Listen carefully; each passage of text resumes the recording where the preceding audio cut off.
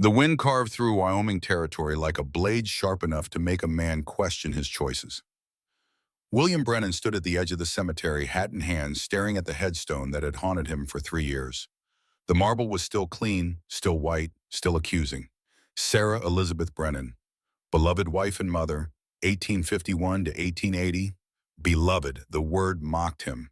Will's right leg ached, the old war wound from Gettysburg making itself known in the March cold. He shifted his weight, but the pain persisted. Some wounds never healed, some you just learned to live with. Behind him, his horse stamped impatiently. Prince was a good animal, steady and reliable, which was more than Will could say about himself most days. The gelding understood schedules, understood that standing in a graveyard in freezing weather made no practical sense. But Will came anyway, every Sunday for 3 years. Not because he missed her. That was the truth he couldn't speak aloud. He came because of the guilt that sat in his chest like a stone, heavy and immovable. Sarah had begged him that last time. "No more children, William, please," the doctor said. But he'd been selfish, had wanted more, had convinced himself that doctors were wrong more often than they were right. And then Lily had come into the world screaming, while Sarah had left it silent. Will closed his eyes against the memory. The blood. So much blood. The doctor running from the bedroom, his hands red, his face pale.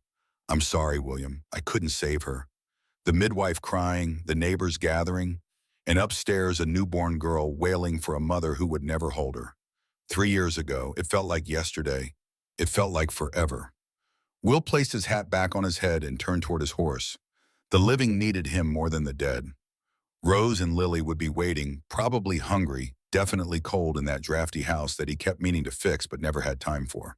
The ride back to the ranch took 40 minutes. 40 minutes of nothing but wind and brown grass in the vast emptiness of Wyoming territory. Some men found peace in the silence. Will just found more room for his thoughts to echo. The ranch came into view over a small rise. Brennan Ranch, though the sign had blown down last winter and he hadn't bothered to put it back up. What was the point? Everyone within 50 miles knew who owned this struggling piece of land. The house was 2 stories, wood frame, weathered by years of harsh winters and summer storms. It had been handsome once when Sarah was alive and cared about such things. Now it looked tired. The porch sagged on one side, the paint had mostly peeled away. One of the shutters hung crooked. It looked exactly how Will felt. He unsaddled Prince and led him into the barn. The familiar smell of hay and horse and old leather wrapped around him. This at least was honest. Animals didn't lie. They didn't pretend. They just were. Through the barn door he could see the house. Smoke rose from the chimney, which meant Rose had kept the fire going. Good. That girl had more sense at 9 years old than most grown men. She'd had to grow up fast after Sarah died. Too fast. That was another item on his list of failures. Will checked that Prince had water and feed, then headed toward the house. His leg dragged slightly, the limp more pronounced when he was tired. Another gift from the war. A Confederate bayonet at Gettysburg had gone clean through his right thigh. The field surgeon had wanted to amputate. Will had refused. He'd rather die with both legs than live with one. He'd survived. Whether that was blessing or curse, he still wasn't certain. The kitchen was warm when he stepped inside. Rose stood at the stove, stirring something in a pot. Her blonde hair hung in braids down her back, neat and careful. She'd learned to braid her own hair because Will's fingers were too thick and clumsy for such delicate work.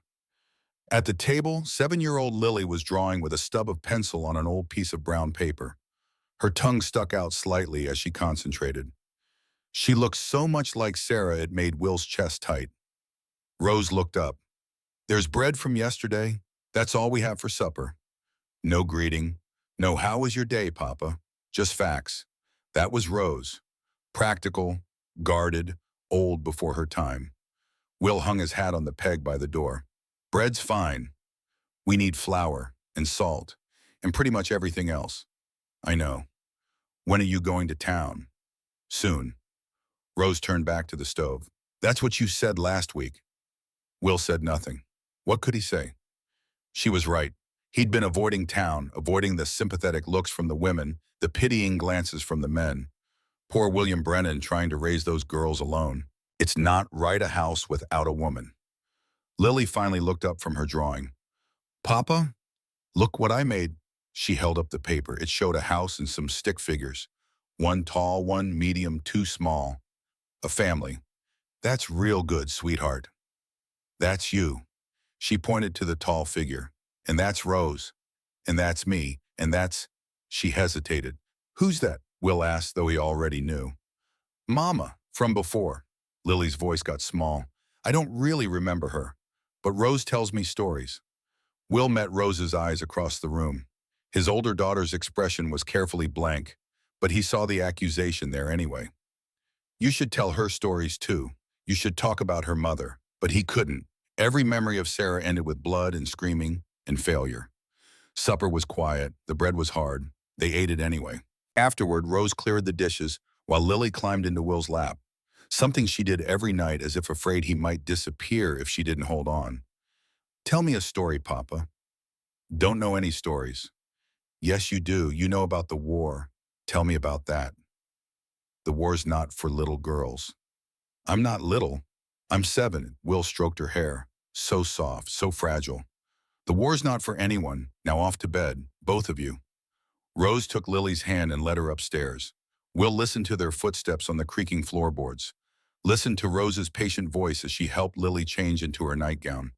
Listened to the bed springs squeak as they climbed into the bed they shared. He should go up, should tuck them in, should kiss their foreheads and tell them everything would be all right. He didn't move. Instead, he sat at the kitchen table and stared at the empty room. This house had 4 bedrooms. 4 bedrooms and only 3 people.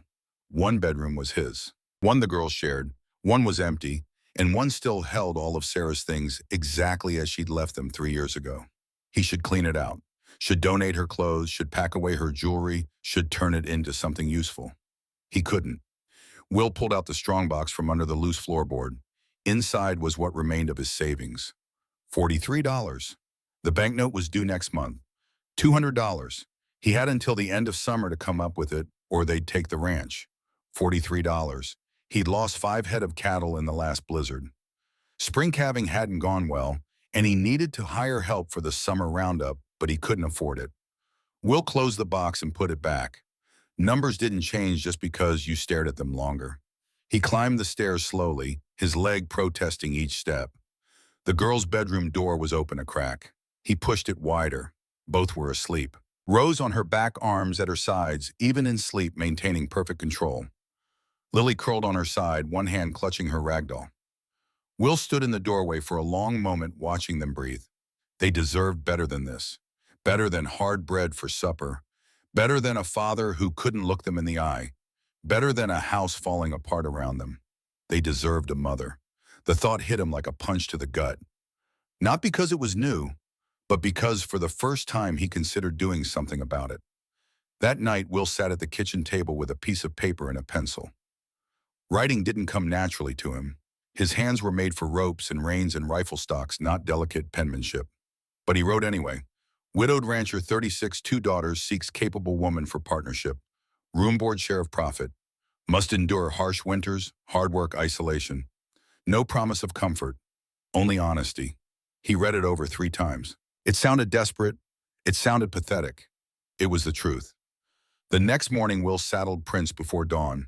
The ride to town took 2 hours. Redemption was hardly a town at all.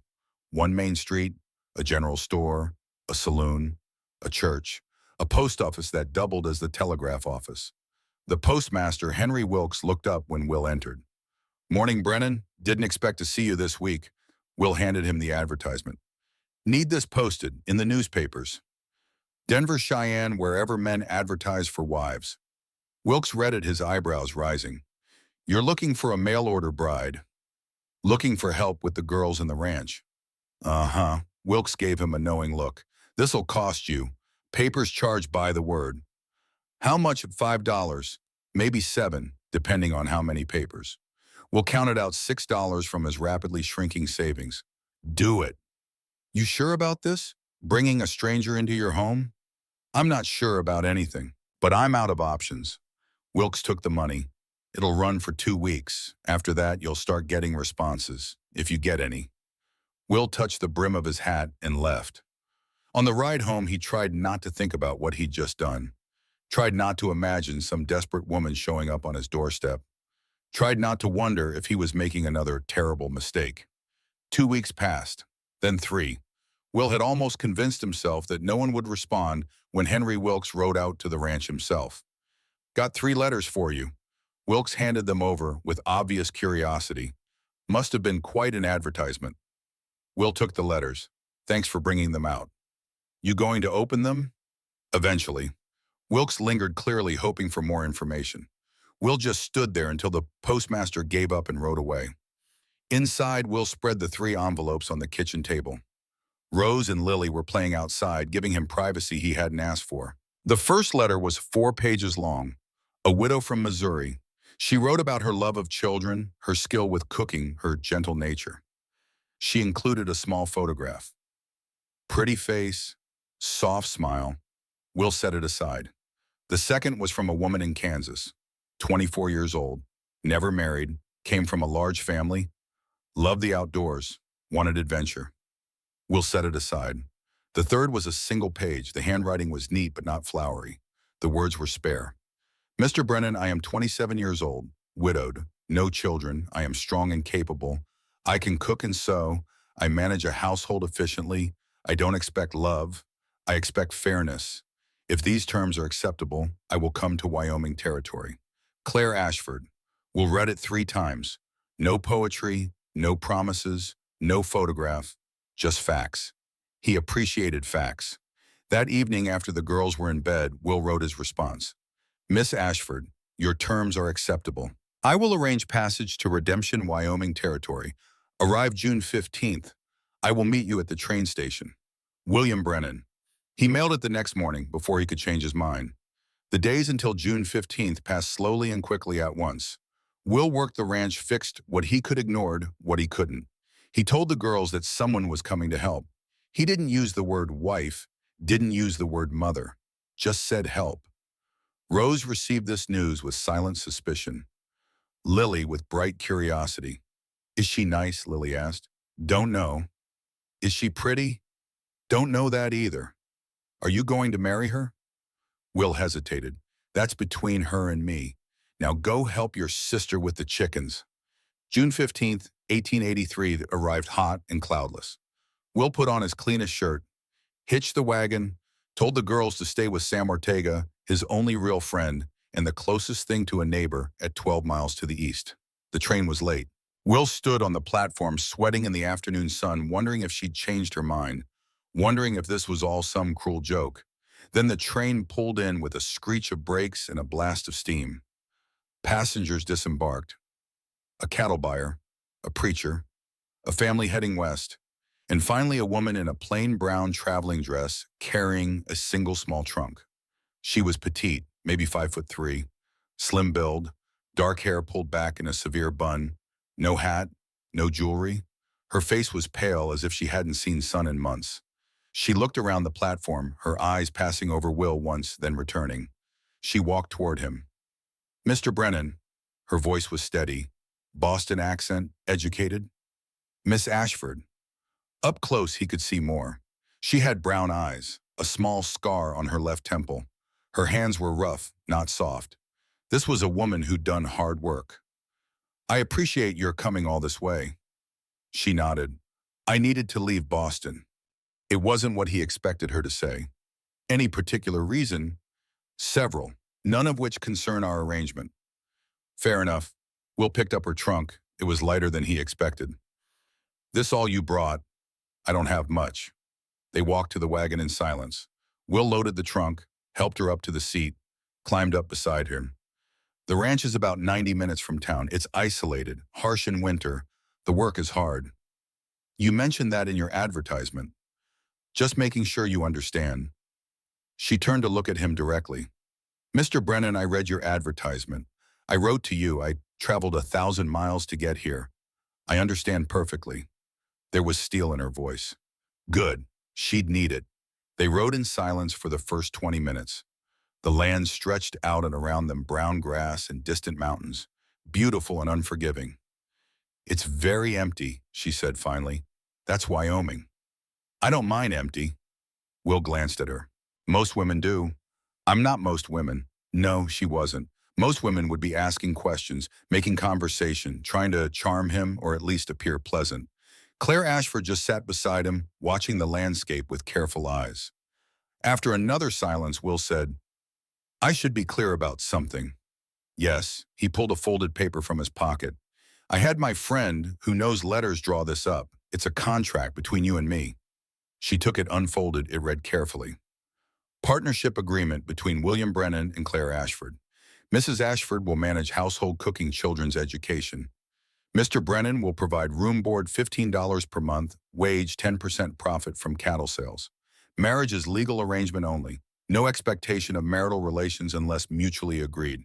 Either party can terminate with 30 days notice. Mrs. Ashford has equal say in decisions affecting the children. Living arrangements include separate bedrooms to maintain propriety and personal space. She looked up. "You want me to sign a contract?" "I learned in the war that clear terms prevent misunderstandings. You're not my wife, you're my partner. I need you to understand that." "I see." She read it again. "This is very unusual. If you're not comfortable with it, I'll take you back to town. No hard feelings." She was quiet for a long moment. Then she said, "Do you have a pencil?" Will handed her one. She signed her name at the bottom. Neat signature, confident. She handed it back. "There, we have an agreement." Something in Will's chest loosened slightly. "We do." "One question, Mr. Brennan."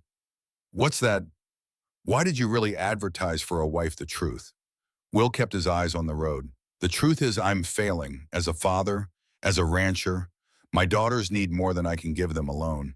And I'm too proud to beg for help, but not too proud to hire someone who knows what they're doing. And you think I know what I'm doing. I think you wrote the most honest letter I received.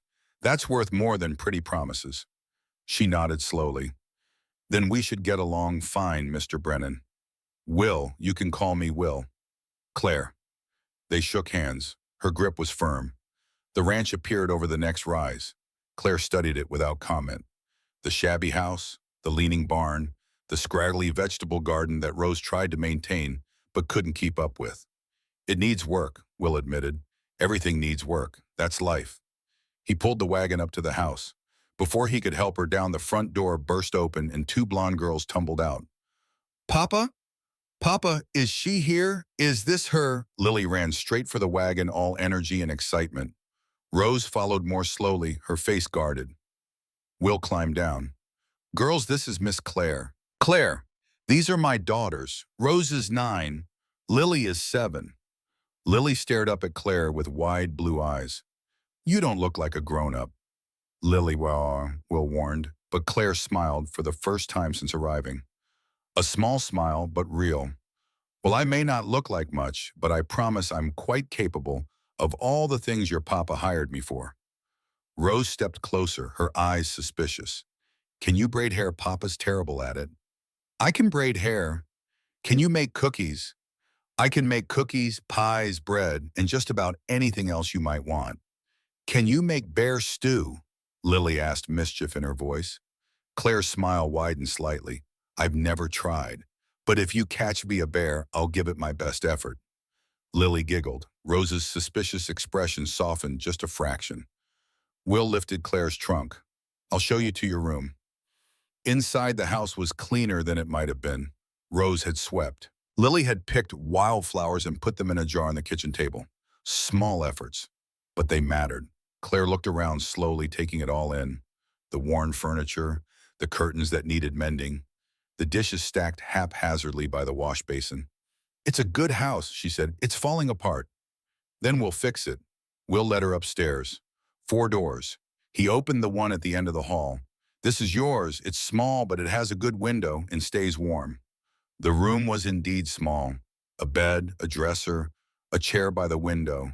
Nothing else. "Aw." "It's perfect," Claire said. "The girls share the room next door. My room is downstairs. And that door there," he gestured to the closed door across the hall, "that was my wife's sewing room. I haven't been in there since she died." Claire nodded, asking no questions. "Supper's at 6. The girls eat with me. I'd appreciate if you'd join us, at least at first, until everyone's comfortable." "Of course." Will set her trunk by the bed. "I'll let you settle in." He was almost to the door when she spoke. Brennan, Will, thank you. For what? For being honest about what this is, what it isn't. Not many men would do that. Will nodded and left. Downstairs, Rose and Lily ambushed him immediately. Is she staying? Lily demanded. She is. For how long? Long as it works out. Rose crossed her arms. We don't need her. I've been doing fine. I know you have, but you're 9 years old. You should be playing, learning, not running a household. I don't mind. I mind. Will put his hand on her shoulder. Give her a chance, Rose. That's all I ask. Rose looked up at him with Sarah's eyes. What if we like her, and she leaves? Then she leaves, but at least you'll have had someone who cared. Mama cared and she left. Will's throat tightened. Mama didn't want to leave. But she did anyway. There was no answer to that. So Will just pulled Rose close and held her while she stayed stiff and unyielding in his arms. Supper that first night was chaos. Lily talked nonstop about her pet chicken, a hen named Buttercup, who apparently had strong opinions about everything. Rose was quieter, watching Claire with careful eyes. And Claire moved efficiently through the kitchen, preparing a simple meal of salt pork beans and cornbread. We don't have much in the larder, she said, stirring the beans. I know. I'll go to town tomorrow. You can make a list. I'll need flour, salt, sugar, lard, dried fruit if they have it. Write it down. I'll get what I can. They ate at the scarred kitchen table. The food was plain but good, better than anything Will had managed in months. Lily chattered through the entire meal. Rose picked at her food. Will ate in silence, watching Claire interact with his daughters. She answered Lily's endless questions with patience. She didn't try to force conversation with Rose. She just existed in the space, calm and steady. After supper, Rose and Lily cleared the dishes without being asked. Then Rose announced it was bedtime. But I want to stay up with Miss Claire, Lily protested. Papa said bedtime at 8. It's 8. Rose is right, Will said. Up you go. Will you come tuck us in? Lily looked at Claire hopefully. Claire glanced at Will. He nodded slightly. Of course, Batish. Upstairs, Will listened to the sounds of bedtime, water splashing in the wash basin, Lily's voice asking 100 more questions, Rose's quieter responses, and Claire's steady voice weaving through it all. When she came back downstairs, Will was washing dishes. You don't have to do that, she said. That's my job. Your job starts tomorrow. Tonight you're still settling. She picked up a towel and began drying. They worked in silence for a few minutes. Your daughters are remarkable, she said finally. Rose is angry. Lily doesn't remember enough to be angry yet. Rose isn't angry. She's protecting herself. There's a difference. Will glanced at her. You sound like you know something about that. I do. She didn't elaborate. Will didn't push. When the dishes were done, Claire folded the towel neatly. I should retire. It's been a long day. Claire, was desire. She turned. The girls don't know this is a business arrangement. Far as they're concerned, we're seeing if we suit for eventual marriage. I thought I should tell you that. I see. She was quiet for a moment. What did you tell them exactly? That you're here to help, that we're seeing if we're compatible. That's all. That's honest enough. She hesitated. Do you want them to think of me as their mother? I don't know what I want. I just know they need someone who isn't falling apart. You're not falling apart. Yes, I am. I'm just doing it slowly. Claire's expression softened. Then we'll shore each other up. That's what partners do. She went upstairs. Will stood alone in the kitchen listening to the house settle. This was his life now. A stranger living in his home. A contract instead of a marriage. 2 daughters watching to see if he'd fail them again. It should have felt like defeat. Instead, for the first time in 3 years, it felt like possibility. The first week passed in a blur of activity. Claire rose before dawn to start breakfast. She scrubbed floors that hadn't been properly cleaned in years. She mended clothes. She organized the pantry. She taught Lily her letters. She patiently answered Rose's suspicious questions. And slowly and perceptibly, the house began to feel like a home again. Will watched it happen from a distance. He spent his days working the ranch, checking fences, moving cattle, fixing what he could. But he noticed the changes. Fresh bread on the table, curtains washed and mended, the smell of lye soap and beeswax instead of dust and neglect. Claire didn't try to change everything at once. She just quietly made things better, one small task at a time. On the fifth day, Will came in for lunch to find Lily sitting on Claire's lap while Claire braided her hair. The scene stopped him in the doorway. The afternoon sun streamed through the window.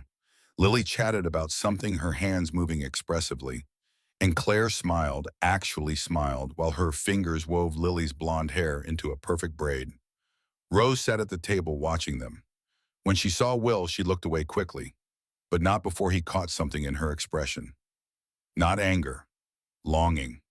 That night, after the girls were in bed, Will found Claire on the front porch. She sat on the steps looking out at the darkening prairie. Mind if I join you? It's your porch. Will sat beside her, his bad legs stretched out.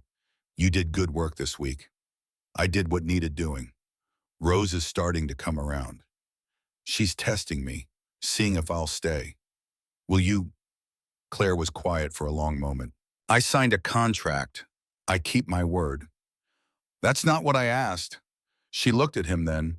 In the fading light, her face was softer, younger. I left Boston because I had nowhere else to go. I came here because it seemed like a place where I could be useful.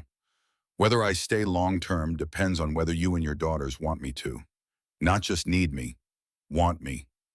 And if we did want you, then I might want to stay. It wasn't a promise, but it was something. They sat in comfortable silence watching the stars come out. In the distance, a coyote howled. Prince whinnied softly from the barn. The wind rustled through the dry grass. This is a hard land, Claire said softly. Yes, but it's honest. I like that. Most women want comfort, pretty things, easy living. I'm not most women. No. Will looked at her profile in the darkness. You're not. The crisis came on the 10th day. Will had gone out early to check the north pasture. Claire was in the kitchen making bread when Lily started coughing. At first, it seemed like nothing. Children coughed. But by mid-morning, the cough had turned harsh and barking. By noon, Lily was burning with fever. Claire felt the child's forehead and knew immediately this was serious. Very serious. Rose stood in the doorway, her face pale. Should we get Papa? The north pasture is 3 hours away. By the time we found him and got back, it could be too late. What about the doctor? 12 miles to town through the West Pass. Sam's place is 12 miles east. In good weather, maybe we could make it to either, but there's a storm coming and the West Pass floods. Even as she spoke, the wind picked up. Dark clouds rolled across the sky. The temperature dropped. Rose grabbed Claire's arm. We have to do something. Lily's really sick. Claire looked at the terrified 9-year-old girl, then at the 7-year-old burning with fever in her arms. She thought about the contract, about how her job was cooking and cleaning, about how she could tell Rose to ride for Will and stay here, absolve herself of responsibility. Instead, she said, help me get her upstairs. We're going to fight this ourselves. For the next 12 hours, Claire barely left Lily's side. She sponged the girl's burning skin with cool water. She made her drink willow bark tea. She held her when she cried. She sang to her when the fever made her delirious. Rose hovered anxiously. Is she going to die? Not if I can help it. Mama died. I know. I was only 6. I don't remember everything. But I remember Papa crying. I don't want him to cry again. Claire pulled Rose close with one arm while holding Lily with the other. He's not going to cry, Annie, because Lily's going to be fine. Outside, the storm raged. Wind howled around the house. Rain lashed the windows. And Will was somewhere out there not knowing his daughter was desperately ill. Finally, near midnight, Lily's fever broke. She fell into a deep, natural sleep. Claire sagged with relief. Rose had fallen asleep in the chair by the bed. Claire covered her with a blanket, then sat on the floor, her back against the wall, too exhausted to move. That's where Will found them when he burst through the door at 1 in the morning. He was soaked to the bone, covered in mud, his eyes wild with fear. I saw the storm, rode back as fast as I could. What happened? Lily had a fever. It broke. She's all right. Will crossed the room in 3 strides, kneeling by Lily's bed. He touched her forehead, felt her steady breathing. His hands were shaking. How long was she sick? Since this morning. Why didn't you come get me? You were 3 hours away. The storm was coming. By the time I found you, it might have been too late. Will turned to look at her. So you stayed with her. Of course I stayed with her. That's not in the contract. You didn't have to risk yourself. Claire met his eyes. The contract covers cooking and cleaning. It doesn't cover caring about children. That's not something you buy, Mr. Brennan. That's something you choose. Will stared at her for a long moment. Water dripped from his hair onto the floor. His expression was unreadable. Then he did something unexpected. He reached out and took her hand. His grip was gentle but firm. Thank you, he said quietly, for choosing. Claire's throat tightened. No one had thanked her for anything in so long. She's a good child. They both are. They are. Will released her hand. Get some rest. I'll sit with her. You're exhausted. So are you. Go. I've got her now. Claire stood slowly, her body stiff from sitting on the floor. At the door, she paused. Will, he looked up. You're not falling apart. You're doing the best you can. That's all any of us can do. After she left, Will sat in the chair Rose had vacated. He watched Lily sleep. Watched Rose curled up under the blanket Claire had provided. And he thought about the woman who'd traveled 1,000 miles to sign a contract, who'd stayed up all night nursing a child who wasn't hers, who'd asked for nothing in return. She wasn't what he'd expected. She was better. The days after Lily's illness shifted something in the household. Rose stopped testing Claire and started seeking her out. Lily openly declared that Miss Claire was her second favorite person after Papa, and Will found himself lingering in the kitchen after supper, talking quietly with Claire about the ranch, the weather, the 100 small details of daily life. They were becoming something. Not quite a family, but not strangers either. Then 3 weeks after Claire's arrival, everything changed. Will had taken Rose with him to town for supplies. Lily was napping. Claire was hanging laundry when she heard the sound of a horse approaching. She turned to see a well-dressed man dismounting. He wore a fine suit, expensive boots. His horse was glossy and well-fed. Everything about him screamed money and East Coast. Claire's blood ran cold. The man walked toward her, removing his hat politely. Good afternoon, ma'am. I'm looking for a woman named Claire Ashford, originally from Boston. Have you seen anyone matching that description? Claire forced her face to remain neutral. This is a ranch, sir. We don't get many visitors. Of course. He smiled, but it didn't reach his eyes. If you do see her, please send word to the Cheyenne Hotel. There's a $500 reward. $500. More money than most people in Wyoming saw in a year. The man looked at her more carefully. You look familiar. Have we met? I have that kind of face, sir. Common. Indeed. His smile widened slightly. May I ask your name? Brennan. Mrs. Brennan. Ah, the rancher's wife. He put his hat back on. Well, if you do happen to see Miss Ashford, do remember. $500 is a substantial sum. He mounted his horse and rode away slowly, but he looked back twice. Claire stood frozen until he disappeared over the horizon. Then she ran inside, locked the door, and leaned against it with her heart hammering. He'd found her. Jack Hartwell, Edward's younger brother. The one who'd always made her skin crawl. The one who'd testified against her in the divorce proceedings. And now he knew she was in Wyoming. When Will returned that evening, Claire was waiting on the porch. Rose ran inside to show Lily the ribbon Will had bought her. As soon as they were alone, Claire stood. I need to tell you something, and after I tell you, you have every right to send me away. Will set down the supplies. What is it? The man I was married to, Edward Hartwell. He didn't just divorce me. He accused me of stealing a diamond necklace from his mother. A $5,000 necklace. I didn't take it. But his family has connections. Money. Power. They've convinced the law I'm a thief. Will's expression didn't change. Is that why you left Boston? Yes, and now Edward's brother has found me. He was here today, asking questions. What did you tell him? That I was Mrs. Brennan, that I didn't know any Claire Ashford. Did he believe you? I don't think so. Will was quiet for a long moment. Then he said, did you steal the necklace? No. Did you ever steal anything from that family? No, I swear to you, Will, on everything I hold sacred, I never stole anything. Will nodded once. Then you're staying. But they'll come back. They'll bring the law. They'll make trouble for you. Let them come. Well, you don't understand. The Hartwells are powerful. Rich. They can destroy you. Maybe. We'll step closer. But you're under my roof. That means you're under my protection. And I don't give up what's mine. I'm not yours. We have a contract.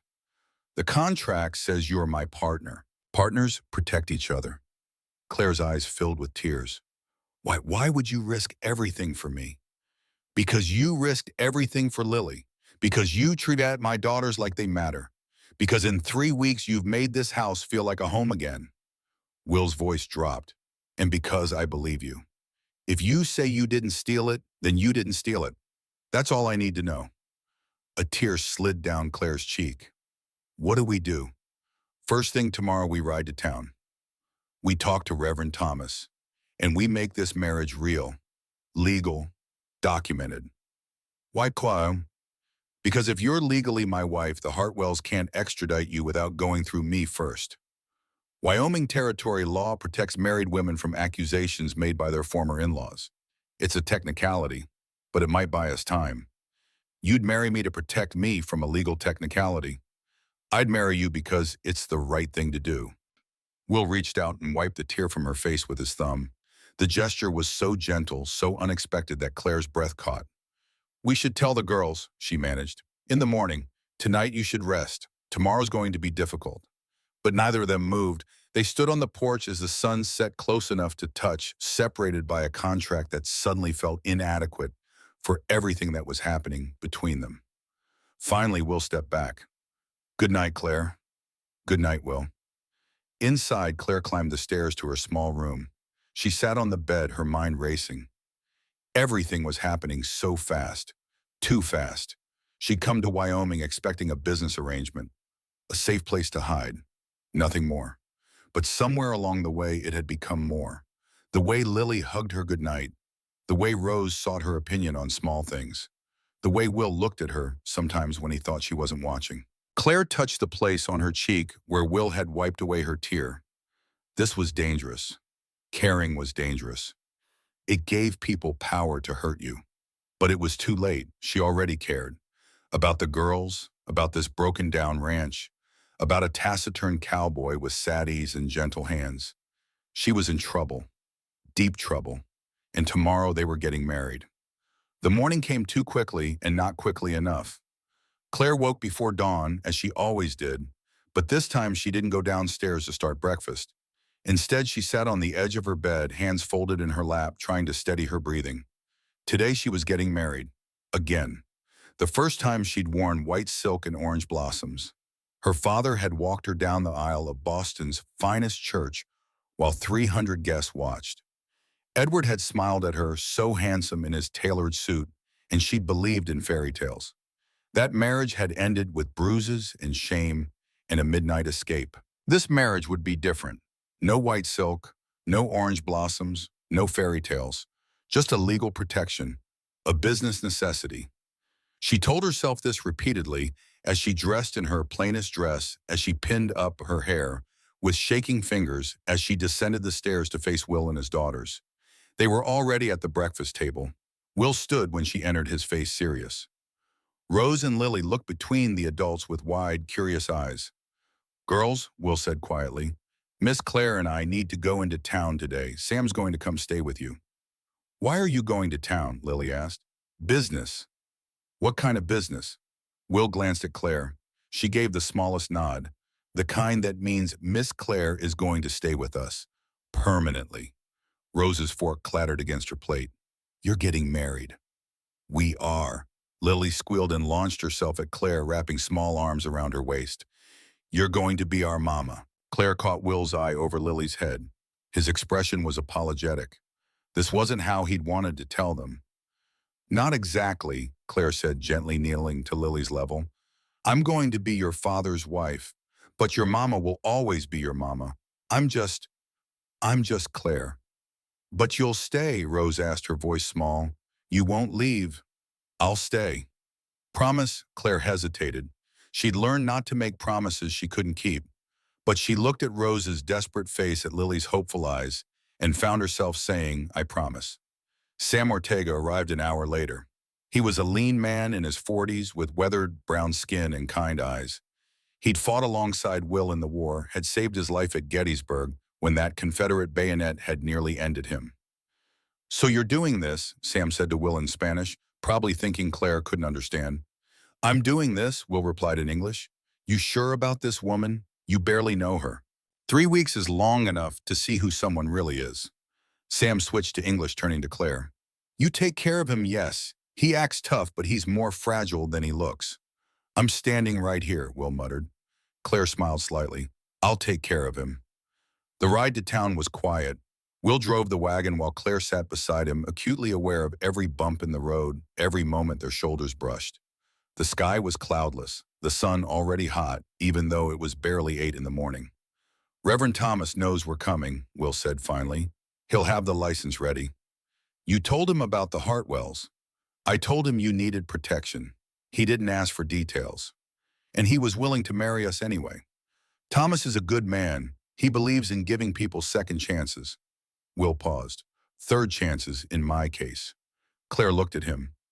"What happened to your second chance?" "Sarah was my second chance. After the war, I was broken, angry at God, angry at the world. Sarah saw something in me worth saving. She gave me hope again." His hands tightened on the reins. "And then I killed her." "You didn't kill her." "I got her pregnant knowing it was dangerous. That's the same thing." "No, it's not." Claire's voice was firm. "You didn't force her. You didn't know she would die. You're not God, Will. You don't control life and death." He didn't respond, but something in his shoulders eased slightly. Redemption looked different on a weekday morning, quieter. The saloon was closed. The general store had just opened. A few people moved along the wooden sidewalks going about their business. Will pulled the wagon up in front of a small white church. It needed paint. The steps sagged slightly, but the cross on the steeple gleamed in the sunlight. Reverend Thomas met them at the door. He was older than Claire expected, maybe 60, with white hair and a gentle face. "William," he shook Will's hand. "And this must be Claire." "Yes, sir." "Come in. Everything's ready." The church was empty and cool. Sunlight streamed through the windows, illuminating dust motes dancing in the air. The altar was simple. A wooden cross, 2 candlesticks, nothing more. "Do you have witnesses?" Thomas asked. "I thought maybe your wife," Will said. "She's at the mercantile, but I'll fetch her." Thomas paused at the door. "William, are you certain about this?" "I am." "And Claire, you're entering this marriage of your own free will." Claire thought about Jack Hartwell, about Edward's fists, about running for the rest of her life or standing and fighting. "Yes," she said, "my own free will." Thomas nodded and left. Claire and Will stood alone in the empty church. "You can still change your mind," Will said quietly. "I'll take you to California if you want. Denver, anywhere the Hartwells can't find you." "And what about your daughters, the ranch?" "I'll manage." "No." Claire turned to face him. "You hired me to be your partner. Partners don't run when things get difficult. This is more than difficult. This is dangerous. I've survived worse than the Hartwells. I'll survive this too." Will studied her face. "You're a lot braver than you give yourself credit for." "I'm terrified. I'm just good at hiding it." "That makes 2 of us." They stood close together, the church quiet around them. Claire could smell leather and soap and something else, something uniquely Will. She realized with a start that she liked the smell, liked his presence, liked the solid, steady certainty of him. This was dangerous. She couldn't afford to care. Caring led to hoping. Hoping led to heartbreak. But her heart didn't seem to care about logic. Mrs. Thomas arrived breathless and smiling. She was a plump woman with rosy cheeks and kind eyes. "Oh, how wonderful, a wedding. I do love weddings." Thomas took his place before the altar. Will and Claire stood facing him. Mrs. Thomas beamed from the front pew. "Dearly beloved," Thomas began, and Claire felt the surreality of the moment wash over her. This was happening. This was real. "William Brennan, do you take Claire Ashford to be your lawfully wedded wife, to have and to hold in sickness and health for richer or poorer, as long as you both shall live?" Will looked directly at Claire. His gray eyes were steady, serious. "I do."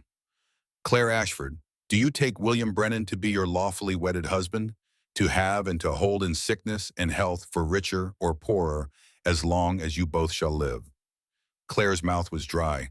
These were the same vows she'd spoken to Edward, the same promises that had turned to ashes. But Will wasn't Edward. Will was honest. Will kept his word. I do, she whispered. The ring. Will pulled a simple gold band from his pocket. It was worn the metal smooth with age. Sarah's ring, Claire realized. She waited for the pain of that knowledge, but it didn't come. Instead, she felt honored. Will took her left hand. His palm was warm and calloused. He slid the ring onto her finger. It fit perfectly. With this ring, I thee wed, he said quietly. Thomas smiled. By the power vested in me by Wyoming territory, I pronounce you husband and wife. He paused. You may kiss your bride, William. Will hesitated. They hadn't discussed this. The contract had said no expectation of marital relations, but Mrs. Thomas was watching expectantly. This was supposed to look real. Will leaned down. His hand came up to cup her face gentle, as it had been last night when he'd wiped away her tear. His lips brushed hers, soft and brief. It was the gentlest kiss Claire had ever received. No demand, no force, just a whisper of connection. When he pulled back, his eyes held a question. Are you all right? She nodded slightly. Yes, I'm all right. Congratulations. Mrs. Thomas hugged them both. You must come to dinner soon. I want to hear all about how you met. Thank you, Martha, Will said. We appreciate this. They signed the marriage license. Thomas witnessed it, everything legal and binding. Claire Ashford was now Claire Brennan. On the ride back to the ranch, Will finally broke the silence. I'm sorry about the kiss. I should have asked first. It's fine. We have to make this look real. Still, I should have asked. Claire twisted the gold band on her finger. Tell me about her, about Sarah. Will was quiet for so long she thought he wouldn't answer. Then, she was good, kind, patient with me when I didn't deserve patience. She wanted children more than anything. We had Rose first, then 2 years later Lily. After Lily was born, there were complications. Bleeding that wouldn't stop. The doctor said no more children. Ever. Sarah took it hard. She wanted a big family. Then stop punishing yourself for her choice to have Lily. They rode in silence for a while. Then Claire said, my husband never hit me where it would show. He was careful about that. Careful and methodical. It took me 2 years to realize he wasn't going to change. Another year to find the courage to leave. Will's knuckles whitened on the reins. If he ever comes near you again, I'll kill him. No, you won't, because I'm not worth going to prison for. That's where you're wrong, Mrs. Brennan. The way he said her new name made something flutter in Claire's chest. They arrived back at the ranch to find chaos. Sam was chasing chickens. Rose was covered in flour. And Lily was crying because she'd tried to bake cookies and burn them. We wanted to surprise you, Lily sobbed. But everything went wrong. Claire knelt and pulled Lily into her arms. It's all right, sweetheart. The thought was lovely. But the cookies are ruined. Then we'll make new ones together. Will helped Sam round up the escaped chickens. Rose cleaned the flour disaster. And within an hour, the kitchen was filled with the smell of fresh-baked cookies. So, Sam said, leaning against the doorframe, you're married now. We are, Will confirmed. You going to tell the girls the real reason, or let them think it's a love match? Will glanced at Claire, who was showing Lily how to shape cookie dough. Rose watched from nearby, her expression cautiously hopeful. I don't know what it is, Will admitted quietly. But whatever it is, it's real enough. That night, after the girls were asleep, Claire sat on her bed and stared at the gold ring on her finger. She was married, again, to a man she barely knew, to protect herself from another man who'd claimed to love her. Her life was a disaster. There was a soft knock on her door. Come in. Will entered carrying something wrapped in cloth. I thought you should have this. He unwrapped it to reveal a small pistol, Derringer double barrel. I can't accept this, Claire said. Yes, you can, and you will. He set it on her dresser. Do you know how to shoot? My father taught me. Before. She trailed off. Good. Keep it close. If Jack Hartwell or anyone else tries to take you, you use it. Understand? Well, I can't shoot someone. You can if the alternative is going back to Edward. His voice was hard. I'm serious, Claire. You're my wife now. That means something. It means I protect you, but I can't protect you every moment. So you need to be able to protect yourself. Claire picked up the pistol. It was heavier than she remembered. What if they come with the law, with official papers? Then we'll fight it legal. But until then, you stay armed. He moved toward the door, then stopped. One more thing. This marriage, it's real on paper, but the contract still stands. You have your own room, your own space. I won't, I'm not expecting anything you're not willing to give. I know. He turns to face her. Because I need you to understand what that bastard did to you, forcing himself, hurting you, that's not what marriage is supposed to be. At least not to me. Claire's throat tightened. What is marriage supposed to be? Partnership, respect, choosing each other every day, not because you have to, but because you want to. He paused. I'm not good with words, Claire, but I'll never hurt you. That's a promise.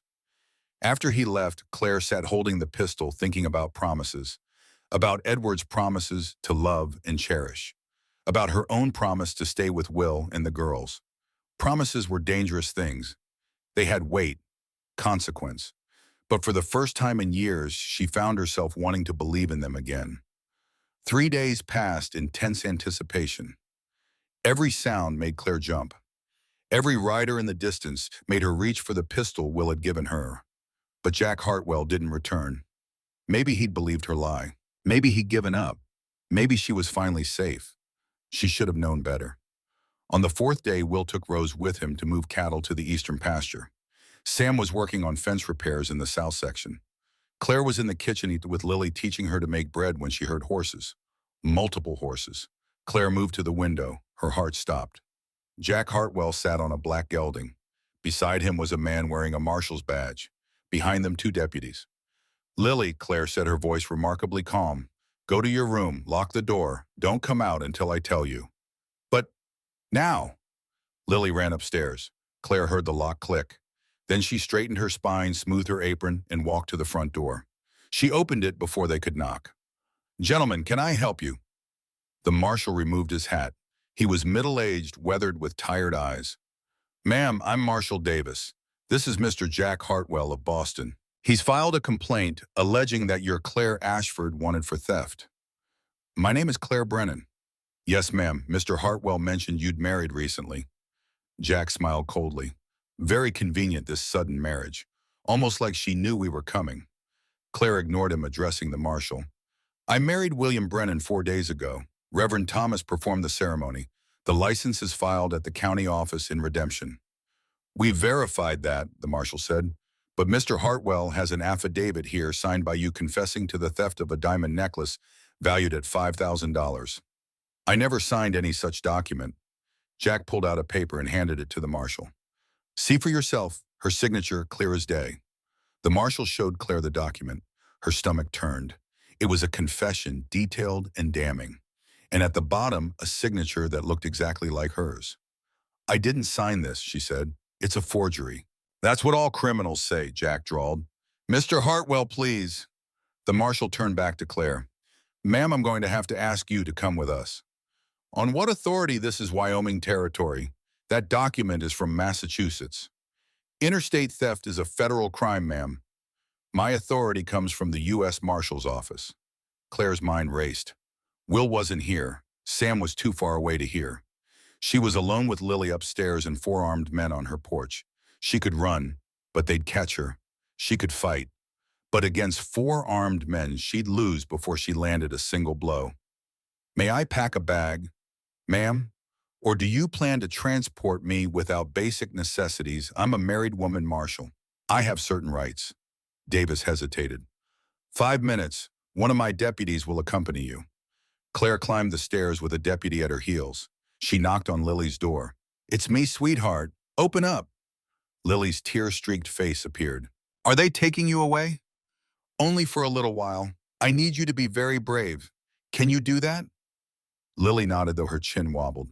When your papa comes home, tell him exactly what happened. Tell him the marshal took me to Cheyenne. Can you remember that? Cheyenne, I'll remember. Claire pulled a small bag from under her bed and packed quickly. A change of clothes, her brush. She glanced at the pistol Will had given her still in the dresser drawer. Too risky. If they searched her bag and found a weapon, they'd add armed resistance to the charges. She left it behind. Downstairs, the marshal was waiting. "Ready, ma'am?" "As ready as I'll ever be." They lifted her onto a horse. Not her own, but a docile mare. Jack sat his gelding with a satisfied smirk. "You should have stayed in Boston, Claire. Edward would have taken you back eventually.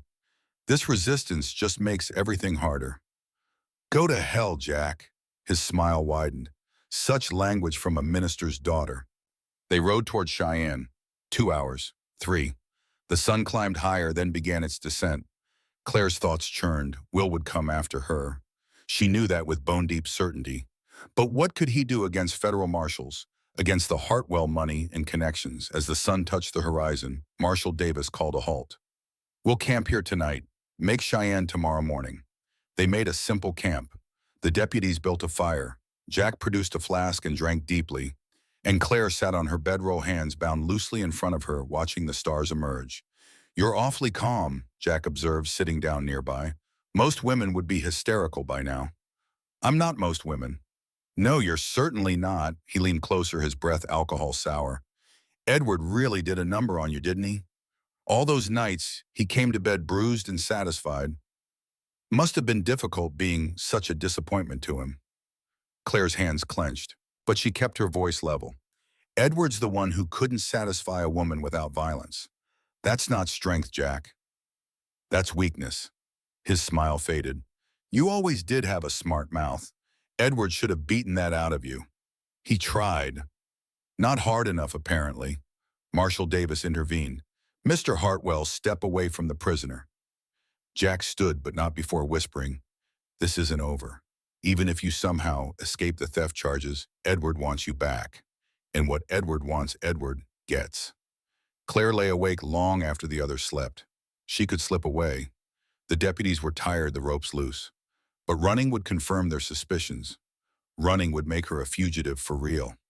She had to trust the law, had to believe that truth would prevail. She'd never felt more naive in her life. Meanwhile, Will rode into his ranch yard just before sunset to find Lily sitting on the porch steps crying. His heart stopped. "Lily, what's wrong? Where's Claire?" "The marshal took. Her men came with badges and they took her away." Rose appeared in the doorway. "She told Lily to tell you Cheyenne. They went to Cheyenne." Will's blood turned to ice. "When hours ago, before noon." Sam came running from the barn. "What happened?" "They took Claire." Will was already moving toward the barn. "Saddle, Prince. Get your horse. We're riding to Cheyenne." "Well, it's almost dark." "I don't care. They have my wife." "Your wife of 4 days who you barely know." Will spun on his friend. "They have my wife." Each word was sharp as broken glass. "Are you coming or not?" Sam studied his face, then nodded. "I'm coming." "Rose, take Lily to the Hendersons. Tell them what happened. Tell them you'll stay there until I get back." "Papa, be careful." "I will." He kissed both girls quickly. "I promise I'll bring her home." Will and Sam rode through the night. The moon was nearly full, lighting their way across the prairie. They pushed the horses hard, but not to breaking. Will's mind churned with possibilities, each worse than the last. "What's your plan?" Sam asked as they stopped to water the horses near midnight. "Get her back." "That's not a plan, that's a goal." "Then I don't have a plan." "Well, amigo, you can't just attack federal marshals." "Watch me. You'll get yourself killed, or arrested, or both." Will checked Prince's saddle, tightened the girth. That man she was married to. He beat her, Sam, for 3 years, left scars all over her back. And now his family is trying to drag her back to Boston on false charges because she had the audacity to escape. You know this for certain. 3 weeks is long enough to see who someone really is. She stayed up all night nursing Lily through fever. She sold her mother's jewelry before I even thought to ask. She keeps her promises and doesn't lie, and she's the first good thing that's happened to me in 3 years. So yes, Sam, I'm certain enough. They rode on. In Cheyenne, Marshal Davis delivered Claire to the county jail just after dawn. The sheriff, a man named Bolton, looked skeptical. "Federal warrant for theft." "That's right, and she's claiming innocence." They all claim innocence, Sheriff. Bolton studied Claire. You don't look like a thief. I'm not. Tell you what, I'll wire Boston verify the charges. Until then, you'll stay in a cell. Comfortable enough, but locked. Sheriff, I'm a married woman. My husband doesn't even know where I am. If he's your husband, he'll find you. Cheyenne's not that big a town. They locked her in a cell that was indeed comfortable. A real bed, a wash basin, a small window with bars, but a cell nonetheless. Claire sat on the bed and tried not to panic. Will found her within the hour. He burst into the sheriff's office like a force of nature, Sam trailing behind him. Both men were dusty from the long night ride, exhausted and dangerous. Where's my wife? Bolton stood slowly. And you are William Brennan. My wife was taken yesterday by Marshal Davis. Where is she? Mrs. Brennan is in custody pending verification of charges. What charges? She didn't steal anything. That's not for me to decide. I'm holding her until Boston responds to my inquiry. How long will that take? Could be a week, could be two. 2 weeks, Will's voice rose. You're going to keep my wife locked up for 2 weeks based on some rich man's lies. Mr. Brennan, dear, I suggest you calm down before I lock you up too. Sam put a hand on Will's arm. Easy, brother. Will took a breath, visibly reining himself in. Can I see her? Bolton considered. 5 minutes, in my presence. They led Will to the cells. Claire stood when she saw him, her hands gripping the bars. Will, he crossed to her in 2 strides, his hands covering hers on the bars. Are you hurt? No, I'm fine. I'm getting you out of here. Well, there's a federal warrant. I don't care. You're my wife. You belong home with me and the girls. Bolton cleared his throat. Mr. Brennan, your wife will have a hearing when the response comes from Boston. If the charges are unfounded, she'll be released. And if they're not, if some corrupt judge in Boston confirms their lies, then she'll be extradited to Massachusetts to stand trial. Will's jaw clenched. Over my dead body. Mr. Brennan, you don't understand, Sheriff. That woman in there is the only thing holding my family together. My daughters need her. My ranch needs her. I need her. His voice dropped. Please, there has to be another way. Bolton sighed. I'll wire a federal judge I know, see if we can expedite this. But I can't release her without clearance. It's out of my hands. Will turned back to Claire. I'm not leaving town. I'll be at the hotel, and I'll be back tomorrow. Will you need to go home? The ranch. The ranch can wait. You can't. Bolton cleared his throat. Time's up, Mr. Brennan. Will squeezed Claire's hands once more through the bars. I'll fix this, I promise. After he left, Claire sat on her bunk and tried not to cry. But the tears came anyway, because no one had ever fought for her before.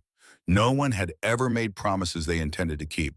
And she realized with startling clarity that she didn't just care about Will Brennan. She was falling in love with him. The next morning, Will sat in the Cheyenne Hotel restaurant drinking terrible coffee and forming a plan. Sam had gone to stable the horses, which left Will alone when Jack Hartwell walked through the door. The 2 men locked eyes across the room. Jack's smile was predatory. Mr. Brennan, what a pleasant surprise. Will set down his coffee cup very carefully. Every instinct screamed at him to put his fist through that smug face, but violence wouldn't help Claire. Mr. Hartwell, Jack invited himself to sit. I hear you rode all night to rescue your bride. How romantic. Futile, but romantic. What do you want? Want nothing you can give me. Claire stole from my family. She'll answer for it. She didn't steal anything, and we both know it.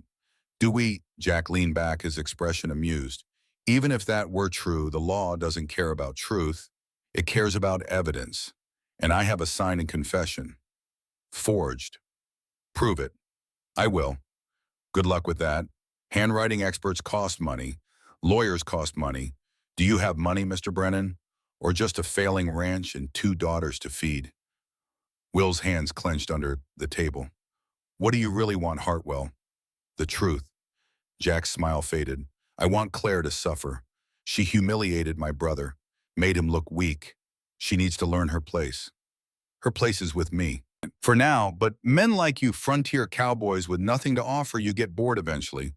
You'll realize she's damaged goods, barren, broken, and you'll cast her aside like Edward did. Will stood slowly. I'm going to give you one chance to walk away, one chance to leave town and forget Claire exists. Or what? Or I'll make you wish you had. Jack laughed. Are you threatening me, Mr. Brennan, in front of witnesses? He gestured around the restaurant. I'm making you a promise. Stay away from my wife, or face the consequences. I look forward to it. Will walked out before he did something he'd regret. Sam met him outside. That went well, Sam observed dryly. We need a new plan. I'm listening. Will's mind raced. Legal channels weren't working. Violence would make things worse. Money he didn't have. But what did he have? Truth and determination, and a friend who'd been with him through hell itself. We find proof, Will said. That confession is forged. We prove it. How? I don't know yet, but we have until the sheriff hears back from Boston. That gives us maybe a week. And if we can't find proof, Will's jaw set, then we'll make our own justice. That afternoon, Will visited Claire again. This time he came with questions. The confession Jack has. Did you ever see it before yesterday? No, but it looked exactly like my handwriting. Who would have samples of your handwriting? Claire thought. Edward, obviously, his mother. The household staff kept ledgers I signed. The church where my father preached. My old school. Could someone have traced your signature? Possibly, but forging an entire confession? That's elaborate. The Hartwells have money. They could hire someone skilled. Will, even if we prove it's forged, that doesn't prove I didn't steal the necklace. Did you? No. Then someone else did, or the whole thing is fabricated. Will leaned closer to the bars. Think, Claire. Is there anyone who would help you? Anyone from Boston who knows the truth? Claire was silent for a long moment. Then my father, before he died, he knew I didn't steal anything. He tried to defend me during the divorce proceedings. Did he leave any papers? Letters. I don't know. His things went to the church after he died. Which church? Park Street Church on Tremont Street. But Will, that's 1,500 miles away. We can't. I can wire them, ask them to search his papers. Will gripped the bars. I'm not giving up on you, Claire. Not now, not ever. Her eyes filled with tears. Why are you doing this? Because you're my wife. We barely know each other. 3 weeks is long enough to see who you really are. You're brave and honest and kind. You love my daughters. You make me want to be better than I am. His voice dropped. And losing you would break me worse than the war ever did. Claire pressed her forehead against the bars. Will did the same, so close they were almost touching. I'm scared, she whispered. Me too. What if they take me back? They won't. You can't promise that. Watch me. But even as he said it, Will knew the truth. He couldn't fight the federal government, couldn't outrun the law, couldn't protect Claire from the Hartwell money and power, unless he was willing to do something desperate. That night, Will lay awake in his hotel room staring at the ceiling. Sam was snoring in the other bed, exhausted from their long ride. But Will's mind wouldn't quiet. He thought about Sarah, about how he'd failed to protect her, about coming home to find her dead because he'd been too focused on the ranch to see her suffering. He thought about Rose and Lily, about their faces when Lily had said Mama Claire, about the promise he'd made to bring Claire home. He thought about Claire herself, about her quiet strength, about the way she'd saved Lily without hesitation, about the scars on her back and the steel in her voice when she said, I'm not most women. And he made a decision. Tomorrow he would ride to Cheyenne's finest hotel. He would find Edward Hartwell, and he would do whatever it took to get the truth. Even if it meant becoming the man he'd promised Claire he'd never be. Even if it cost him everything. The next morning dawned gray and cold. Will dressed quietly, not waking Sam. He strapped on his gun belt, checked the loads in his revolver. Then he walked out into the pre-dawn darkness. The Grand Hotel was Cheyenne's finest establishment. 3 stories of brick and glass, chandeliers visible through the windows. A doorman who looked at Will's dusty clothes with obvious disdain. Can I help you, sir? I'm looking for Edward Hartwell, Boston man, staying here. The doorman's expression grew colder. Mr. Hartwell is not receiving visitors. He'll see me. I'm afraid. Will pushed past him and walked into the lobby. Marble floors, velvet furniture, A clerk behind an ornate desk. Edward Hartwell. What room? The clerk looked up, startled. Sir, you can't just... Will pulled out a $5 bill, all the money he had left, laid it on the desk. What room?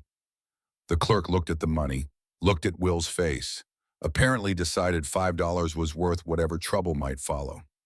Room 307, third floor. Will took the stairs two at a time despite his bad leg, found room 307, knocked once, no answer. He knocked again, harder. The door opened. Edward Hartwell stood there in a silk dressing gown, his hair mussed, a glass of brandy in his hand, despite the early hour. He was handsome. Will could see that objectively. Dark hair, strong features, the kind of face that inspired trust. Until you looked closer, saw the cruelty in the eyes, the weakness in the mouth. Who the hell are you? Edward demanded. The husband of the woman you beat for 3 years. Edward's expression shifted. Recognition, then amusement. Ah, the cowboy. Jack mentioned you. Come to plead for your bride's release. Something like that. Well, you're wasting your time. Claire stole from my family. She'll face justice. She didn't steal anything. Edward sipped his brandy. That's what she told you. Poor innocent Claire wrongly accused, and you believed her. He laughed. She's better at lying than I gave her credit for. Will's hands clenched. She showed me the scars. Every mark you left on her back. Sometimes wives need correction. Surely even frontier savages understand that. Come outside, Will said quietly. Let's discuss this like men. Edward's smile widened. Are you challenging me to a fight, Mr. Brennan, William Brennan? And yes, how delightfully primitive. Edward set down his glass. Very well, but when I'm done with you, you'll wish you'd stayed on your pathetic little ranch. They went down the back stairs out into the alley behind the hotel. Dawn was just breaking the sky, pale and cold. Now then, Edward said, rolling up his sleeves, shall we? Will hit him. Hard, square into the brow. Edward went down, blood spraying from his split lip. He looked up at Will in shock. You hit me. Get up. Edward scrambled to his feet, his face red with rage. He swung wildly. Will blocked it easily, drove his fist into Edward's stomach.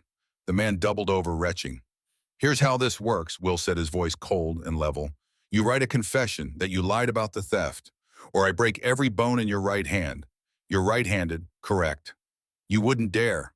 Will grabbed Edward's right hand, found the index finger, bent it backward until it snapped. Edward screamed, That's one, 9 more to go. Confession or fingers, your choice. You're insane. Will broke the middle finger. Edward sobbed, cradling his hand. Stop, please. Confession, now. I don't have paper. Will produced a folded sheet from his pocket and a pencil. Right, Edward Hartwell, falsely accused Claire Ashford of theft to cover my abuse. She is innocent. Edward's left hand shook as he wrote, barely legible. But he wrote. Now sign it. Edward signed. Will took the paper, checked it, folded it carefully, and put it in his pocket. One more thing, he said. You're going to leave Wyoming today, and you're never going to come near Claire again. Understand? Edward nodded, still sobbing. If I ever hear you've contacted her, if I ever see you within 100 miles of my ranch, if you ever even speak her name again. Will leaned close. I'll finish what I started, and next time I won't stop at fingers. He left Edward in the alley and walked back to the hotel. His hands were shaking, not from fear, from rage, from the sick satisfaction of violence. He'd become exactly what he'd promised Claire he'd never be, a man who solved problems with his fists. Will was halfway back to his hotel when Marshal Davis stepped out of the shadows. Mr. Brennan, I need you to come with me. Will's heart sank. He filed charges. Edward Hartwell alleges you assaulted him, broke 2 of his fingers. Is that true? Will didn't answer. I'll take that as yes. Davis sighed. You're under arrest. Marshal, I have evidence. Save it for the judge. Right now, you're coming to jail. They walked to the sheriff's office in silence. Bolton looked up when they entered, saw Will in custody, shook his head. Couldn't keep yourself out of trouble for even a day, could you? Sheriff, I have a confession from Edward Hartwell. He admits Claire is innocent. Let me see it. Will handed over the paper. Bolton read it, his expression thoughtful. This is signed under duress. Any judge will throw it out. But it proves she's innocent. It proves you're willing to assault someone to get what you want. Bolton looked at Davis. Lock him up. Next cell over from his wife. They put Will in a cell one down from Claire's. She appeared at her bars when she heard his voice. Well, what happened? I got evidence and got arrested doing it. Claire's hands gripped the bars. What did you do? What I had to. Oh, Will. Claire, I'm sorry. I thought I could fix this. I know. Her voice was gentle. I know what you thought. They stood at their respective bars so close and yet so far apart. Will had never felt more helpless in his life. He'd tried to save her, and he'd only made things worse. 3 hours later, the sheriff's office door opened. Reverend Thomas walked in, looking grim. Sheriff Bolton, I'm here to post bail for William Brennan. Reverend, the bail is set at $500. I'm aware. Thomas counted out bills on the desk. The congregation took up a collection. Will stood at his cell bars. Thomas, you didn't have to. Yes, I did. You're a good man, William, even when you make terrible decisions. The Reverend turned to Bolton. Now about Mrs. Brennan's situation. Still waiting on word from Boston. I see. And this confession Mr. Brennan obtained inadmissible. What if I told you I have correspondence from Claire's father? Letters he wrote before his death detailing the abuse she suffered and his certainty of her innocence. Bolton's eyebrows rose. I wired Park Street Church yesterday after Will came to me. They searched Reverend Ashford's papers and telegraphed back this morning. The full letters are being sent by post, but they sent me the key passages. Thomas produced a telegram. Read for yourself. Bolton read the telegram slowly, then read it again. This still doesn't prove she didn't take the necklace. No, but it establishes a pattern of false accusations by the Hartwell family. Combined with the forced confession Will obtained, forced being the operative word. Nevertheless, it creates reasonable doubt. Thomas leaned forward. Sheriff, that woman has been wrongly persecuted for 3 years. Her own father, a respected minister, believed in her innocence. Surely that counts for something. Bolton was quiet for a long time. Then he called for his deputy. Release them both. Mrs. Brennan on her own recognizance pending the Boston response. Mr. Brennan on bail. But Brennan, if you leave town before your assault hearing, I will hunt you down myself. Understood? Yes, sir. They released Will first. Then Claire. She walked out of her cell and without thinking, Will pulled her into his arms. She fit there perfectly. Small and strong and solid. Real. I'm sorry, he murmured into her hair. I'm so sorry. For what? For losing control, for becoming violent, for proving I'm no better than... Stop. Claire pulled back to look at him. You're nothing like Edward. He hit people who couldn't fight back. You fought someone who deserved it to protect someone you... She trailed off. Someone I... What? Claire's eyes were bright with unshed tears. Someone you care about. Yes. Will cupped her face gently. Someone I care about very much. Outside the sheriff's office, Sam was waiting with the horses, and beside him, a woman Will recognized instantly. His mother. Martha Brennan stood ramrod straight, her gray hair pulled into a severe bun, her dress black and expensive. She looked exactly like she had the last time Will had seen her. 5 years ago at his father's funeral. Mother, what are you doing here? I received a telegram from Reverend Thomas. He thought I should know my son had married a woman accused of theft and was now facing assault charges. Her eyes swept over Claire, cold and assessing. Is this her? This is my wife, Claire. So I've heard. Martha's tone made it clear what she thought of that. Mother. Save it, William. I'm not here to argue. I'm here to take Rose and Lily back to Denver where they belong. Will's blood ran cold. No, you're in jail. Your wife is a criminal. You clearly can't provide a stable home. I said no. Martha's eyes narrowed. You don't have a choice. I've already filed for emergency custody. The judge will rule in my favor. The hell he will. William, don't make this harder than it has to be. You know I'm right. Those girls deserve better than this chaos. Will stepped forward using his height. Those girls are my daughters, and they're staying with me. We'll see what the court says. Martha turned and walked away, her back stiff with righteous anger. Claire touched Will's arm. Will, can she really take them? I don't know. Will's voice was hollow. She's their grandmother. She has money, connections. And right now I look like exactly the kind of man who shouldn't be raising children. Sam cleared his throat. Amigo, we need to get you two out of town before what? Will turned on his friend. Before my mother files more charges, before Edward decides to press his assault claim, before the Hartwells bring more evidence against Claire. He laughed bitterly. We're drowning, Sam, and I don't know how to stop it. Claire stepped in front of him. Then we don't stop it. We ride it out. Together. Claire, you said we're partners. Partners don't give up when things get hard. This is beyond hard. This is life. Messy and complicated and unfair. But we're still here. We're still fighting. Claire's voice was fierce. Your mother doesn't get to take those girls. The Hartwells don't get to take me. We don't let them win. Will looked at her, at this small, fierce woman who'd traveled 1,000 miles to sign a contract and somehow become the center of his entire world. What do? We go home. We prepare for whatever comes next. And we trust that truth will win. You hear Claire pause. Do you trust me? Yes. Then trust that I know how to survive. I've been doing it for 3 years. Will nodded slowly. All right, we go home. The ride back to the ranch took most of the day. They pushed the horses as hard as they dared, but with Claire riding double with Will on Prince, they couldn't make the time he wanted. The sun was setting when they finally rode into the ranch yard. Rose and Lily burst from the Hendersons' wagon where they'd been waiting. Papa, Mama, Claire?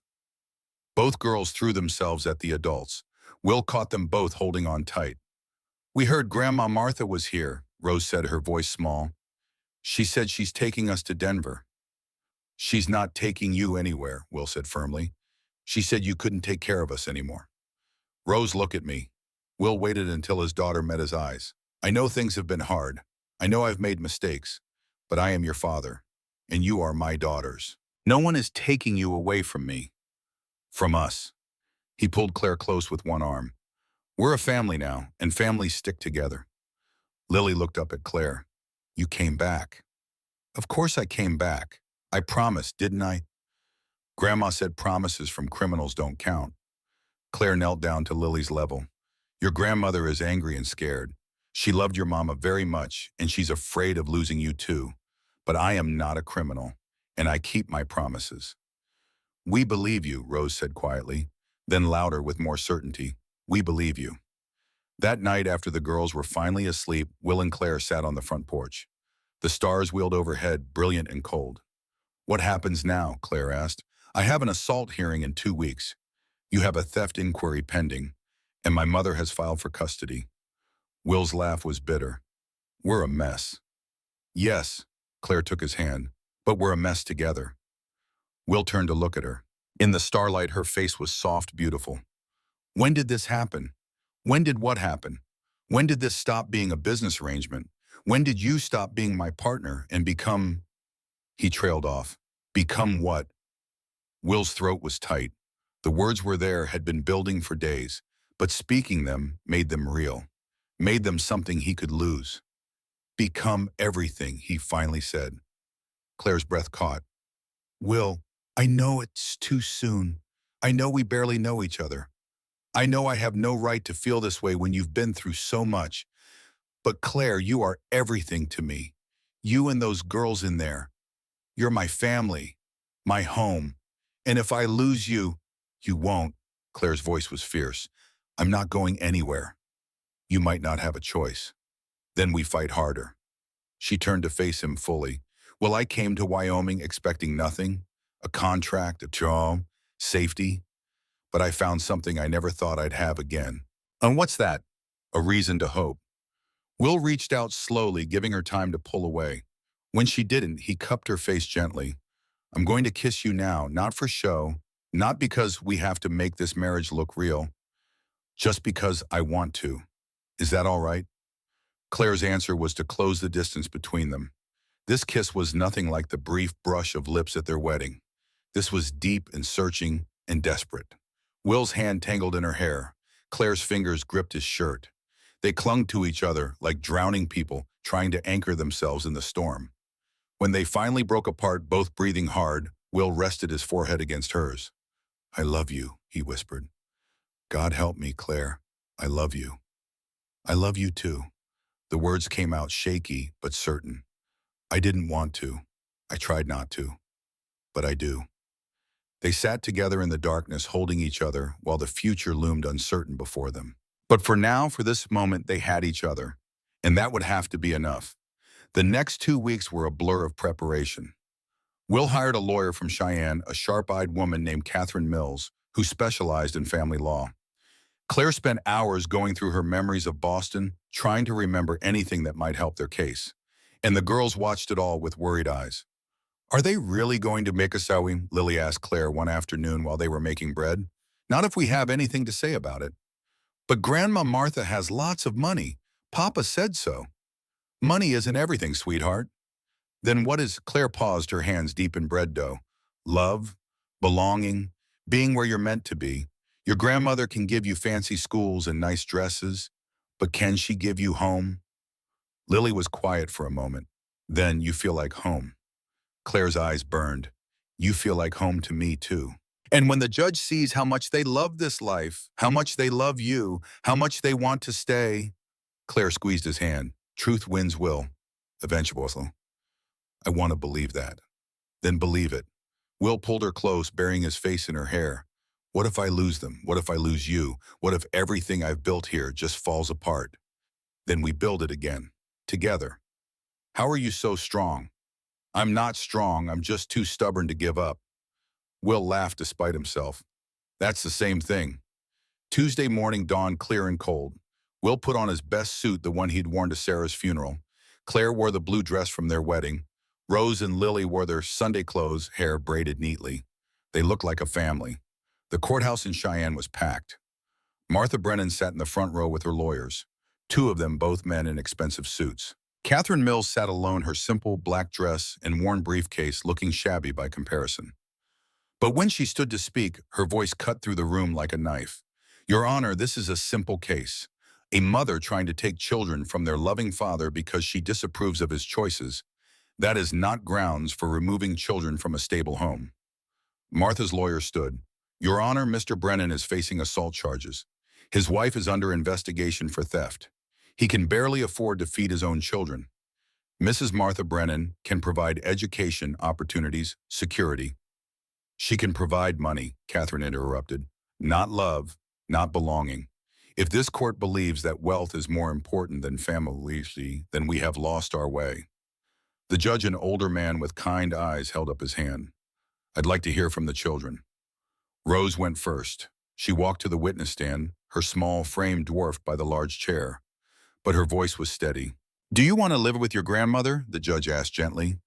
"No, sir." "Why not?" "Because my home is with my papa and Mama Claire." "Mama Claire is not your mother, child." "She is now. She takes care of us. She loves us. She promised she'd stay." "And you believe her promises?" "Yes, sir, because she keeps them, even when it's hard." Lily went next. She was more nervous, her hands twisting in her dress. But when the judge asked if she wanted to go to Denver, her answer was clear. "I want to stay home. I want my family." "Your grandmother is family too." "But she doesn't know me." "Not really. She visits sometimes, but she doesn't know that I like drawing horses, or that I'm scared of thunderstorms, or that Mama Claire sings me to sleep every night."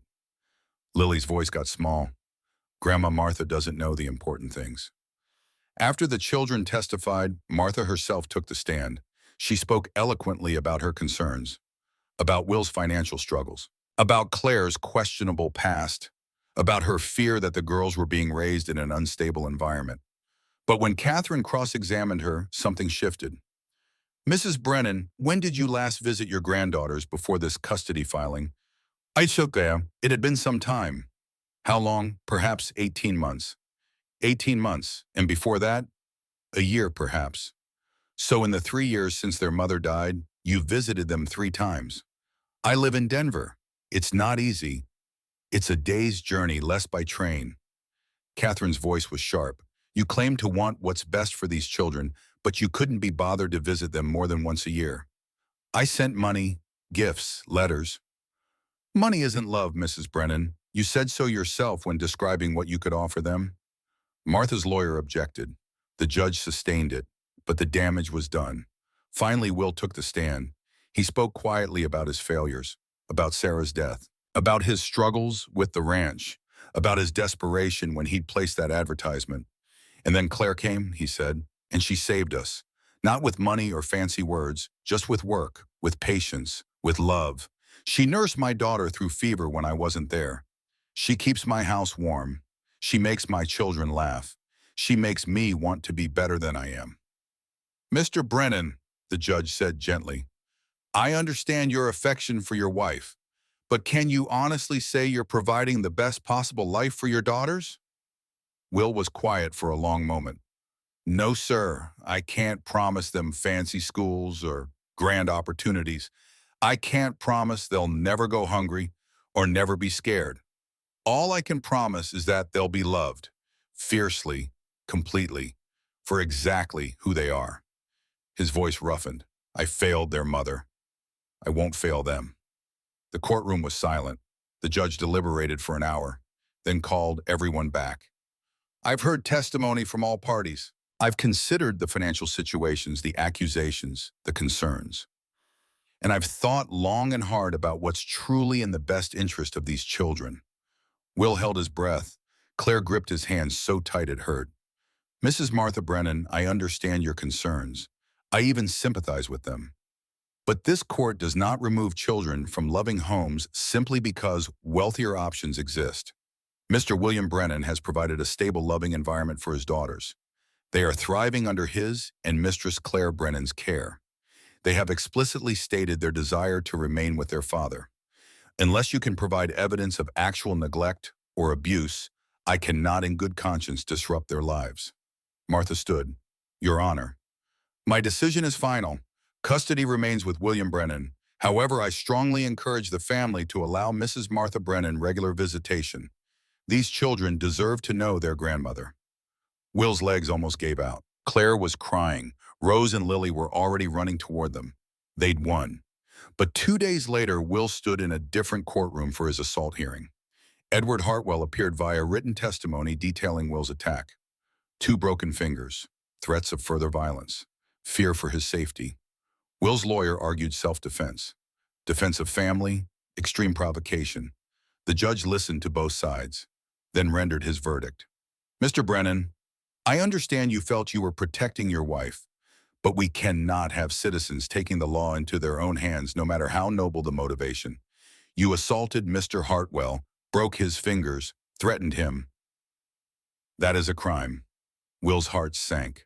However, given the circumstances, given Mr. Hartwell's own criminal behavior toward his ex-wife, and given the forced confession you obtained, which while inadmissible, does cast doubt on the theft allegations, I'm sentencing you to 30 days in jail. Sentence suspended on condition of good behavior for 1 year. You'll also pay Mr. Hartwell's medical expenses. 30 days suspended. Will could barely believe it. He'd expected months in prison. Thank you, Your Honor. Don't thank me, Mr. Brennan. Thank your wife. If she hadn't been willing to testify about the abuse she suffered, painting Mr. Hartwell as a violent aggressor, this would have gone very differently. Will looked at Claire. She testified, had stood in front of strangers and detailed every humiliation, every bruise, every moment of terror. For him. Outside the courthouse, Will pulled her into his arms. You shouldn't have had to do that. Yes, I should have. You fought for me. I fought for you. That's how this works. I love you. I love you too. They rode home together, Sam trailing behind. The ranch looked shabby and beautiful in the afternoon light. Home. Rose and Lily ran out to meet them. Did Papa go to jail? No, sweetheart. Papa's home. For good. For good. That night, the 4 of them sat down to dinner together. A real family, battered and bruised but unbroken. After the girls went to bed, Will found Claire on the porch, their spot. One more battle to go, she said quietly. Boston's response about the theft. What if they confirm the charges? Then we'll fight that too. Will sat beside him. But Claire, I need to tell you something. What? If they try to extradite you, if they try to take you back to Massachusetts, I won't let them. His voice was hard. I'll take you to California, Mexico, anywhere they can't find you. Well, I mean it. You're my wife. You're staying with me. Claire was quiet for a moment. Then a year ago, I would have run, would have taken that offer and disappeared. But I'm tired of running. If Boston confirms the charges, I'll fight them. In court, properly. Claire, I have to will, not just for me, for Rose and Lily, to show them that you don't run from the truth. You stand and fight. Even if you lose, especially then. Will pulled her close. You're the bravest person I've ever known. I'm terrified. That's what makes you brave. They sat together watching the stars, waiting for the final shoe to drop. It came a week later. Sheriff Bolton himself rode out to the ranch, a telegram in his hand. Will's heart stopped when he saw him. This was it, the end of everything. Sheriff, Mr. Brennan, Mrs. Brennan. Bolton dismounted. I have news from Boston. Claire stepped forward. I'm ready to go with you. Go with me. Bolton looked confused, then laughed. Mrs. Brennan, you misunderstand. The charges have been dropped. Silence. What? Claire whispered. Dropped. Completely. Apparently the Hartwell family necklace was found in their home safe, right where it had been all along. Someone, he checked the telegram. Someone named Catherine Hartwell confessed to fabricating the entire theft story to force you to return to Boston. Catherine, Claire's voice was faint. Edward's mother. The same. She's been charged with filing a false police report. The family is withdrawing all accusations against you. You're free. Will caught Claire as her legs gave out. She was laughing and crying at the same time. It's over. It's finally over. Bolton tipped his hat. Congratulations, Mrs. Brennan. You're a free woman. He paused. For what it's worth, I never thought you were guilty. After he left, Claire turned to Will. Did you hear that I'm free? Really free. I heard. We can stop fighting now. Stop looking over our shoulders. Just live. Will kissed her, long and deep and full of promise. When they broke apart, Rose and Lily were watching from the doorway grinning. Does this mean Mama Claire can stay forever? Lily asked. Forever, Claire confirmed. That night, for the first time, their marriage felt truly real. Not a contract, not a legal protection, but a choice they both made freely. In the darkness of their shared bedroom, Will held Claire close. I need to tell you something, she said quietly. What's that? Before I came here, I went to a doctor in Boston.